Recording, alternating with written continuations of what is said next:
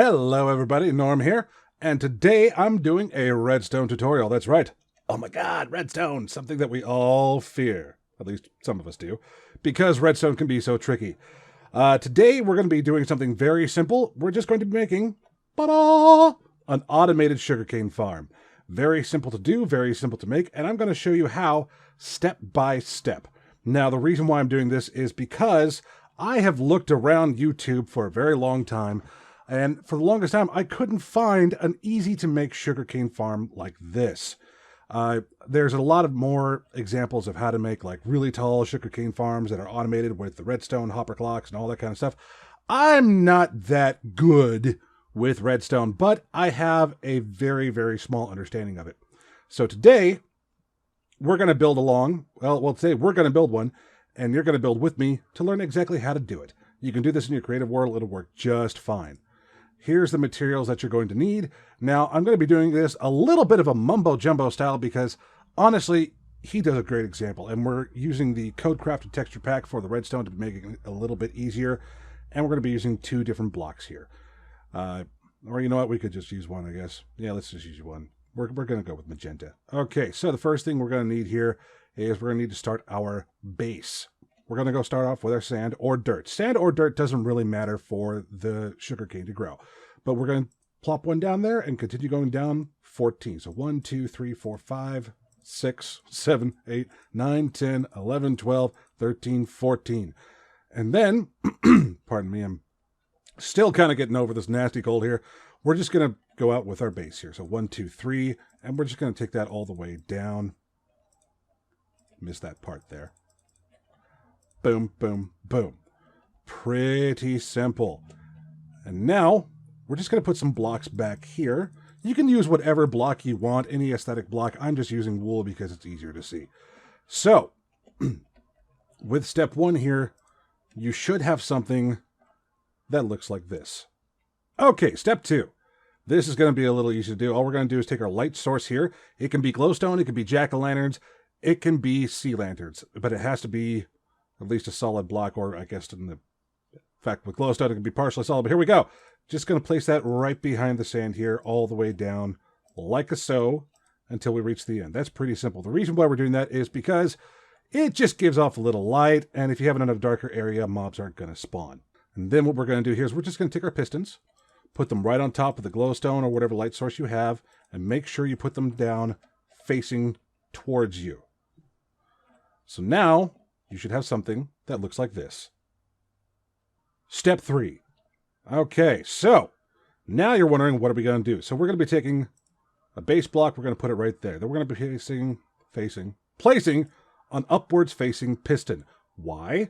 Because we're going to be running some redstone signal out from that. Now we're going to be putting a block right next to that piston here, and we're going to be putting another block next to that and bringing that up by 1. We can get rid of that, or you can keep that there. Then we're going to place one block there, and we're just going to drag this out all the way across. And basically what we're doing here is we are creating a huge bud switch. And how we're doing that is very simple. We're going to place sand down there on the upwards facing piston, place a furnace there, and we're going to be placing a redstone comparator there, 2 dots of redstone, a redstone repeater, and then we're just going to take our redstone and place it all the way down the line until we go right there at the very last part. From the front, it should look like this.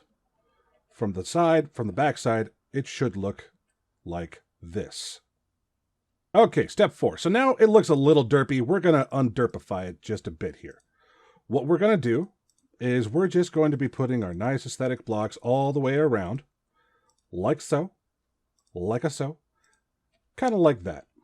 See how simple that is? It's nice, it's all encased, and we actually don't need this block anymore.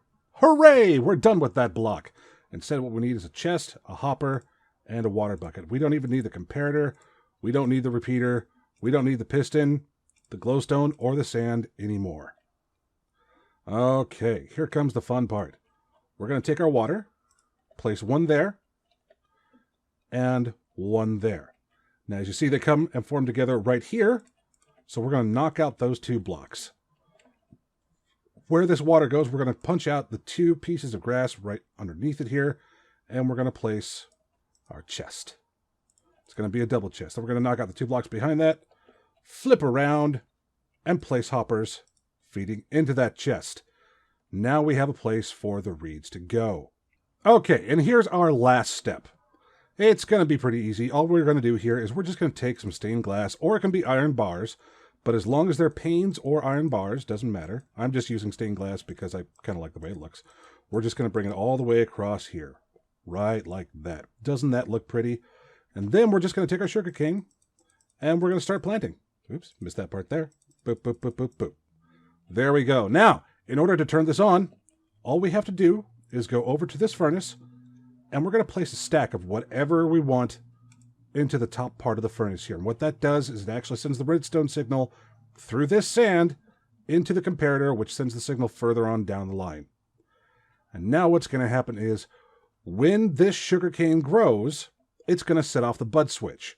The pistons are going to realize, hey, I'm powered, something updated, we're going to push out real quick. So here's an example. There we go. It goes down, goes in, and we should be getting, there we go, the sugarcane right there. That is pretty simple. It's the easiest thing that I've found to do. And this is how I make my sugarcane farm now. I really have no need for a lot of paper or sugar. But if you do, you can stack these up, or you can find one of the bigger tutorials that teaches you how to make a huge, in my opinion, overkill farm. But anyway, that's it. Thank you so very much for watching. I appreciate it. If you find this helpful, or if you just enjoyed, please remember to click that like button down below, leave a comment, and subscribe if you haven't already. And have a wonderful day. I'm Norm. You're beautiful. Thanks for watching. On how to use the brand new auction house plugin, which was installed earlier today. So, it's pretty simple. There's only really 2 commands that you need to know. The first one is /AH.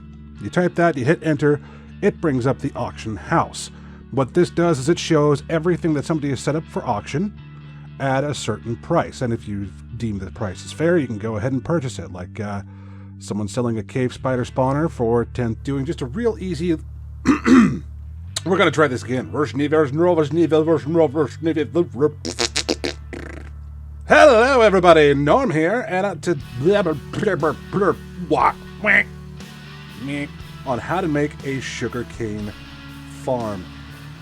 This is terrible intro. I'm gonna do it again. This is going into the blooper reel. Bloop boop boop boop boop boop boop bloop. Hey everybody, Norm here. Bringing to you saw it. Nope. Hey everybody, Norm here today, and I'm going. Hey everybody, Norm here. Of course you know who I am. Who am I? I'm Norm. That's right. I already said my name. I don't need to say it again. I'm Norm.